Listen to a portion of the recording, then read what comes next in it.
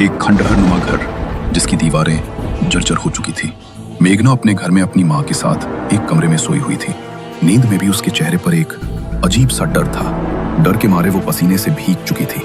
तभी अचानक वो बहुत जोर से चिल्लाकर उठी और उसने देखा कि उसका फोन लगातार बज रहा है। फोन में उसकी फ्रेंड शीतल की कॉल आ रही थी। उसने हांफते हुए उसकी कॉल रिसीव की। हेलो मेघना, क्या हुआ तुझे? तू इस तरह हाफ क्यों रही है? सब ठीक तो है ना? पता नहीं शीतल, मैंने तुम्हें वो सपना बताया था, याद है? वो जगह बार बार मेरे सपनों में क्यों आती है? ऐसा लग रहा है कोई मुझे बुला रहा है। मुझे बहुत डर लग रहा है यार, बार बार वही सपना। कैसे हो सकता है ये? अरे बाबा, ये तेरे मन का वहम है। एक बार जिस चीज का डर मन में बैठ जाता है तो निकल नहीं पाता। तू बार बार उस चीज के बारे में सोचती है, इसलिए तुझे बार बार वो जगह सपने में दिखाई देती है। तू चिंता मत कर, सब कुछ बिल्कुल ठीक है। और मैंने तुझे इसलिए कॉल की थी कि आज शाम को हम घूमने जा रहे हैं, तो चुपचाप हमारे साथ आ जाना। अरे लेकिन माँ को अकेले छोड़कर कैसे आऊँ? तुझे तो पता है ना माँ की हालत के बारे में। हाँ बाबा, पता है, लेकिन एक दिन के लिए मैनेज कर लेना। अपनी पड़ोस वाली आंटी को बोल दे, एक दिन के लिए वो आंटी का ध्यान रख लेंगी। वो भी तो बहुत बार अपने बेटे को तेरे पास छोड़कर जाती हैं। अच्छा ठीक है, शाम को मेघना अपने दोस्तों के साथ घूमने के लिए निकल गई। विक्की, समीर, नैतिक, शीतल और मेघना पांचों दोस्त अपनी गाड़ी में एंजॉय करते हुए मेहरगढ़ की ओर निकल गए। मगर मेघना का मन अभी भी बेचैन था। अरे बाबा, क्या हो गया है तुझे? आज तो हम ट्रिप के लिए जा रहे हैं, तब भी तो खुश नहीं है। किस लिए इतनी परेशान है? कुछ नहीं यार, लेकिन कुछ अजीब सा लग रहा है, जैसे कोई तो अनहोनी होने वाली है। कोई तो है जो मुझ पर नजर रखे हुए है। अरे यार, तू क्या देखने लगी है आजकल, जो तेरा दिमाग ऐसा हो गया है? थोड़ी कम भूतिया नॉवेल्स पढ़ा कर तो तेरा दिमाग थोड़ा ठिकाने रहेगा। पता नहीं कैसी अजीब अजीब बातें सोचती रहती है। रात को रोड बिल्कुल खाली था, तो समीर फुल स्पीड में गाड़ी भगा रहा था। तभी अचानक रास्ते पर उसकी गाड़ी बंद पड़ गई। अरे यार, अब ये गाड़ी कैसे बंद पड़ गई? पिछले हफ्ते ही तो सर्विसिंग कराई थी इसकी, टैंक भी फुल है। रुक, मैं देखता हूँ, तू जल्दी से टॉर्च लेकर आ। समीर ने टॉर्च निकाली और विकी ने गाड़ी को चेक किया तो गाड़ी का इंजन पूरी तरह गर्म हो चुका था और अंदर की तार भी जल चुकी थी। अरे यार, तार भी जल गई। अब तो जब तक मैकेनिक इसे आकर ठीक नहीं करेगा तब तक ये स्टार्ट नहीं होगी। और मुझे लगता नहीं कि इस टाइम यहाँ पर कोई मैकेनिक मिलेगा। पूरा खेत और जंगल का इलाका है ये। आज रात बिताने के लिए आसपास कोई जगह देखनी होगी। शायद खेत के बीच कोई झोपड़ी वगैरह बनी हुई हो। बताओ, अब तुम लोग क्या करना है? गाड़ी के अंदर बैठकर ही पूरी रात बितानी है या रुकने के लिए कोई जगह ढूंढनी है? रुकने के लिए कोई जगह ही ढूंढनी पड़ेगी, क्योंकि आधी रात को इस तरह रास्ते के बीच गाड़ी के अंदर रुकना भी सेफ नहीं है। गाइस, ये इस जगह को मैं जानती हूँ। ये वही जगह है यार जो मेरे सपने में आती है, और जो महल मुझे दिखाई देता है वो भी यहाँ पर है। मुझे बहुत डर लग रहा है यार। ओह कम ऑन यार मेघना, तू कहाँ सपने को रियलिटी से जोड़ रही है? ऐसा कुछ भी नहीं है। देख तो, पूरा खेत और जंगल का इलाका है ये। यहाँ पर कहाँ तेरा वो महल आएगा? अरे नहीं नहीं, मेघना मैडम बोल रही है तो महल तो यहाँ पर जरूर होगा। यार मेघना, मुझे तो लगता है तुझे किसी साइकियाट्रिस्ट की जरूरत है। पता नहीं क्या क्या सोचती है और क्या क्या बोलती है। यहाँ दूर दूर तक हमें कुछ दिखाई नहीं दे रहा और तू कह रही है कि यहाँ वो महल है जो तेरे सपने में आता है। सपनों की दुनिया में नहीं है तू, हकीकत है ये। तुम्हें मेरी बात मजाक लग रही है ना? लेकिन मैं जानती हूँ कि ये वही जगह है, और मुझे ये भी पता है कि वो महल कहाँ पर है। अगर यकीन नहीं मुझ पर तो मैं तुम्हें वहाँ लेकर चलती हूँ। मैंने इस पूरी जगह को अपने सपनों में अच्छे से देखा है। अच्छा तो ठीक है, फिर लेकर चला मैं वहाँ। और अगर हमें आज तेरा महल नहीं मिला तो पक्का तुझे साइकियाट्रिस्ट के पास लेकर ही जाएंगे। हमें भी पागल कर दिया है तूने। मेघना के साथ वे सब गाड़ी से उतरे। मानव ने गाड़ी को लॉक किया और मेघना उन्हें जंगल के रास्ते से होते हुए दाएं तरफ ले गई। थोड़ी देर तक तो उन्हें वहां कुछ भी दिखाई नहीं दिया। देखो देखो, कितना बड़ा महल है ना यहाँ पर। मेघना, क्यों फालतू के चक्कर कटवा रही है इतनी रात को? कुछ भी तो नहीं है यहाँ। बस थोड़ी दूर और सामने ही वो महल है। वो सब अब मेघना से इरिटेट होने लगे थे, मगर जैसे ही वो थोड़े आगे बढ़े तो सामने सचमुच एक महल था।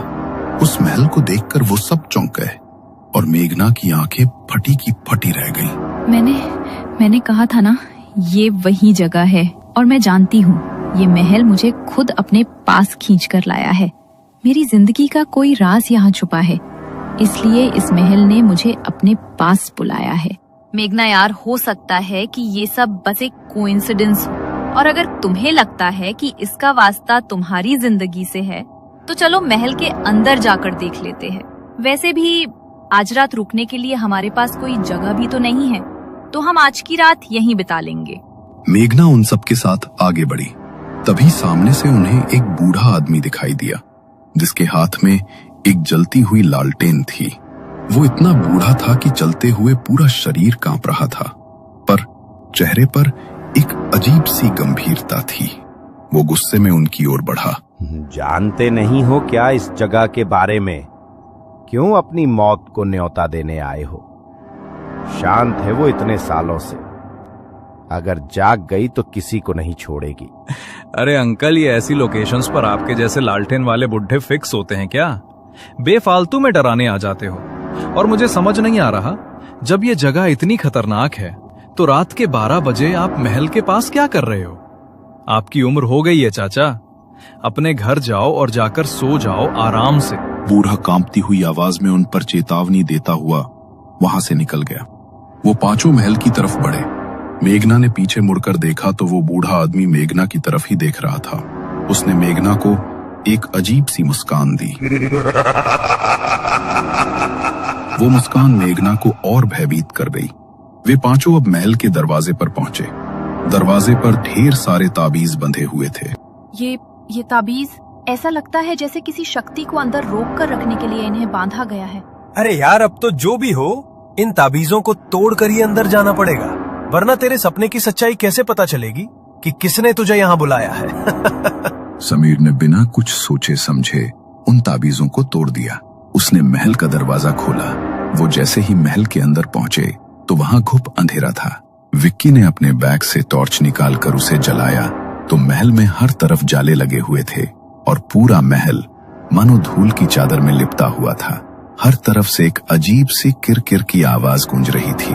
तभी विक्की ने टॉर्च को दूसरी दिशा में घुमाया और तभी एक चमगादड़ों का झुंड आकर उनके ऊपर झपट पड़ा। ओह माय गॉड, ये तो हमने सोचा ही नहीं कि यहाँ चमगादड़ होंगे। अगर ये एक बार शरीर से चिपक गए तो निकलना मुश्किल हो जाएगा। निकलो यहाँ से, ये बढ़ते जा रहे हैं। एक के बाद एक चमगादड़ उनके सर पर मंडराने लगे। वो सभी दौड़कर दरवाजे की तरफ भागे, लेकिन हवा के झोंके से दरवाजा अचानक बंद हो गया।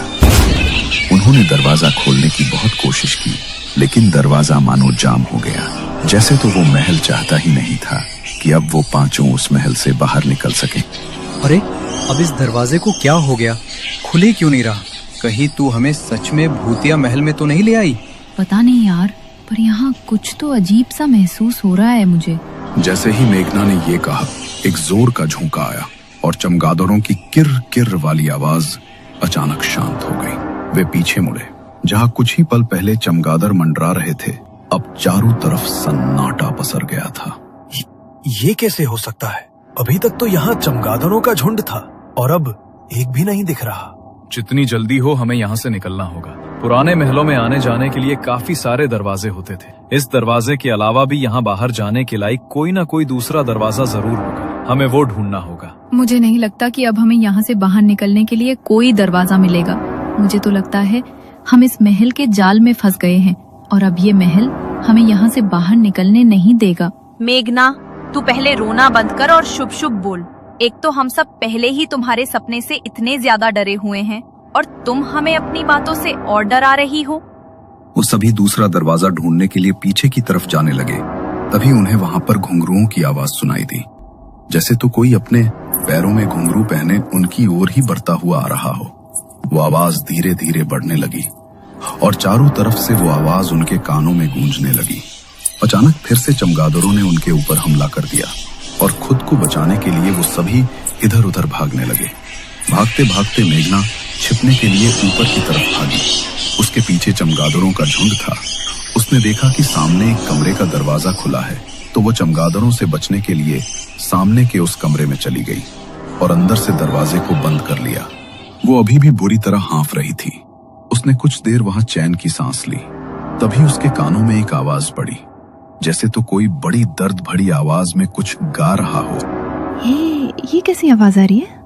ये गाने की आवाज तो मुझे मेरे सपने में भी सुनाई देती है, जैसे कोई बहुत दर्द में हो।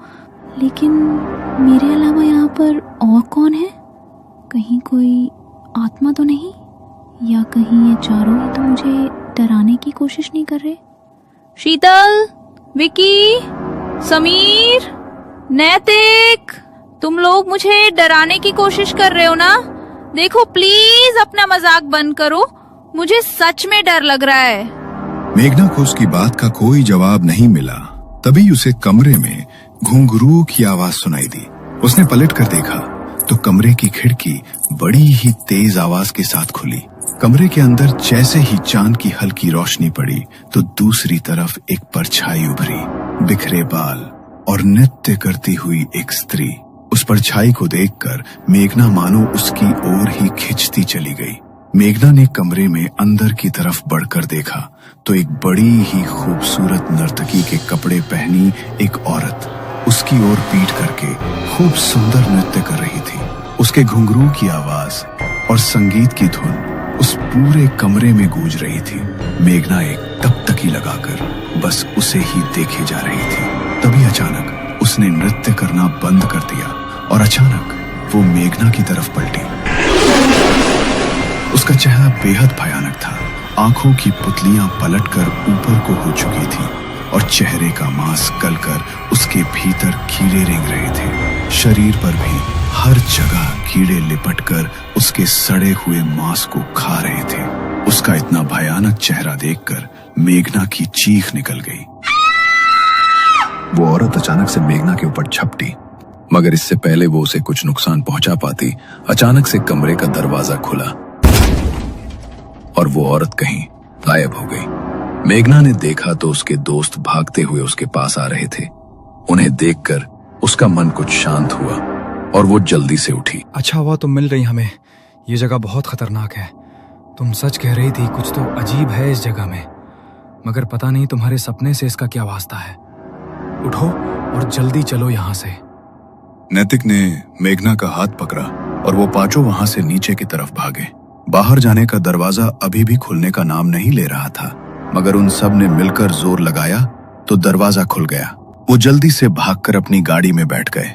पहले उनकी जो गाड़ी स्टार्ट नहीं हो रही थी वो अब एक बार में ही स्टार्ट हो गई। उसी वक्त वो लोग वहां से निकल गए, मगर वहां से निकलने के बाद भी मेघना के चेहरे पर एक अजीब सा डर था। वो बहुत बुरी तरह सहमी हुई थी। मैं जानती हूँ मेघना कि तुम्हारे सपनों का आज हकीकत से सामना हुआ है।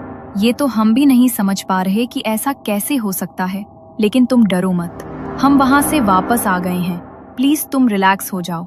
मेघना ने शीतल की तरफ देखा, मगर उसकी बात का उसने कोई जवाब नहीं दिया। वो लोग पहले ही 6 घंटे की ड्राइव करके वहां पहुंचे थे और वापस आते हुए भी उन्हें गाड़ी चलाते हुए लगभग 4 घंटे बीत चुके थे। सुबह की हल्की हल्की रोशनी होने लगी थी। तभी समीर में एक ढाबे के पास अपनी गाड़ी रोकी। यार बहुत भूख लग रही है, चलो कुछ खा लेते हैं। वैसे भी कल रात से दिमाग खराब चल रहा है मेरा। अरे तो अभी भी क्यों बुत बनकर बैठी है? जो बीत गया सो बीत गया, चलो खाना खाने चलते हैं, मुझे तो बहुत भूख लगी है। उनके कहने पर मेघना गाड़ी से उतर गई, लेकिन उसके चेहरे पर कोई भाव नहीं था। वो ढाबे के अंदर जाकर खाने के लिए बैठे।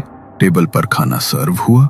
मेघना के सामने पानी का भरा गिलास रखा था। उसने जैसे ही उसके अंदर देखा तो उसमें उसे उसी औरत की परछाई दिखाई दी जो पीछे से उसकी ओर झपट रही थी। ये देखकर मेघना ने उस गिलास को उठाकर दूर फेंक दिया और जोर जोर से चिल्लाने लगी। उसका पूरा शरीर कांपने लगा और पसीने से भीग गया। उसके ऐसी हालत देखकर उसके दोस्त भी बुरी तरह घबरा गए। वो मुझे मार डालेगी। वो यहाँ तक मेरे पीछे आ गई है, मुझे उससे बचा लो, वो मुझे मार डालेगी। कोई तुम्हें नुकसान नहीं पहुंचाएगा मेघना, यहाँ कोई नहीं है। प्लीज डरना बंद करो। कल जो हुआ उसे भूल जाओ। हम सब तुम्हारे साथ हैं, तुम्हें कुछ नहीं होगा। गाइस प्लीज चलते हैं यहाँ से। मेघना की हालत देखो। मेघना की हालत देखकर वो सब वहां से निकल गए। सबसे पहले उन्होंने मेघना को उसके घर ड्रॉप किया। मेघना की बीमार माँ अपने बिस्तर पर लेटी सोई हुई थी। मेघना ने अपनी माँ और अपने बंजर घर की हालत देखी तो परेशान होकर चारपाई पर बैठ गई। समझ नहीं आता ये कैसी जिंदगी दी है भगवान ने मुझे। पैदा हुई तो पापा को छीन लिया और जब से होश संभाला तब से माँ को इस चारपाई पर ही देखा। पता नहीं माँ कभी ठीक हो पाएंगी या नहीं। मैंने कौन से बुरे कर्म किए होंगे कि माँ को इतना दुख सहना पड़ा। और कल रात जो हुआ उसके बाद तो मेरा मन और ज्यादा घबरा रहा है। मेघना की आवाज सुनते ही उसकी माँ की नींद टूट गई। वे धीरे धीरे अपने बिस्तर से उठी और लड़खड़ाती आवाज में मेघना को पुकारने लगी। आ गई तू, जरा मुझे एक गिलास पानी दे दे। मेघना ने सहारा देकर अपनी माँ को उठाया और उसे पानी पिलाया। उसकी माँ की हालत इतनी खराब थी कि पानी पीते हुए भी आधा पानी उनके मुंह से नीचे गिर रहा था। मेघना हर रोज अपनी माँ की हालत देखकर रोने लगती थी। ना तो इतने सालों से उसकी माँ की हालत में कोई सुधार आया था और ना ही भगवान उन्हें अपने पास बुलाता था। अपनी माँ का दुख देखकर मेघना हर दिन तड़पती थी। रात हुई मगर मेघना के दिमाग से कल रात की बातें नहीं जा रही थी। उसे बार बार आंखें बंद करते ही वो जगह और वो औरत अपनी आंखों के सामने दिखाई दे रही थी। आखिर क्यों दिखती है मुझे वो जगह, और वो मेरा वहम भी नहीं है। उस जगह को कल मैंने अपनी आंखों से देखा है और वही औरत, वही नृत्य, वही गाने की आवाज। बार बार मुझे ऐसा क्यों लग रहा है कि उसका नाता मेरे अतीत से जुड़ा हुआ है। कुछ बुरा, कुछ बहुत बुरा। ये सब सोचते सोचते मेघना की आंख लग गई। बड़ी मुश्किल से उसे आज नींद आई थी मगर जैसे ही वो गहरी नींद में जाने लगी तभी उसे दरवाजे पर ठक ठक की आवाज सुनाई दी। उस आवाज से वो अचानक से नींद में हड़बड़ा कर उठी। कुछ पल के लिए वो आवाज शांत हो गई। मेघना को लगा शायद वो कोई ऐसा सपना देख रही थी मगर वो जैसे ही दोबारा अपनी आंखें बंद करने लगी तभी फिर से दरवाजे पर ठक ठक की वही आवाज हुई। इतनी रात को दरवाजे पर कौन आया होगा? अगर मैं दरवाजा नहीं खोलूंगी तो माँ की नींद टूट जाएगी। माँ की नींद न टूट जाए इसलिए मेघना ने दरवाजा खोल दिया मगर दरवाजे के बाहर उसने जो देखा वो देखकर उसकी रूह कांप गई। नर्तकी के कपड़े पहने एक औरत अपने चेहरे पर घूंघट लिए ठीक उसके सामने खड़ी थी। मेघना ने कांपती हुई आवाज में उससे पूछा, कौन हो तुम? इतनी रात को यहाँ क्या कर रही हो? मेघना के इतना पूछते ही उसने कसकर मेघना का हाथ पकड़ लिया। हवा के झोंके से उसके चेहरे का घूंघट हटा तो मेघना की जान उसके हलक में अटक गई। उसका चेहरा ठीक वैसा ही था मेघना को जो आत्मा महल में दिखाई दी थी। आंखें ऊपर की ओर पलटी हुई और चेहरे और शरीर का मांस सड़ा हुआ जिस पर कीड़े रेंग रहे थे। मेघना ने उससे अपना हाथ छुड़ाने की कोशिश की मगर तभी उस भयानक औरत के मुंह से एक काले रंग का धुआं निकला। मेघना अचानक हवा में ऊपर उठी और उसके शरीर में वो काला धुआं जाकर समा गया। मेघना वहीं पर निढाल होकर गिर पड़ी और उसके घर का दरवाजा खुद ब खुद एक तेज हवा के झोंके के साथ बंद हो गया।